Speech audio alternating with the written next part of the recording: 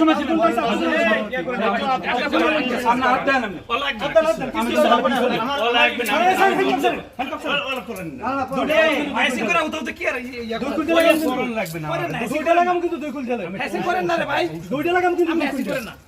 সমস্যা না ভদ্র মানুষ না আচ্ছা সামনে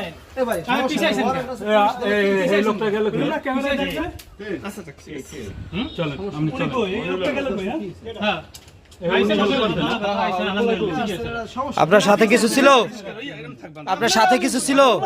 আপনার সাথে কিছু ছিল?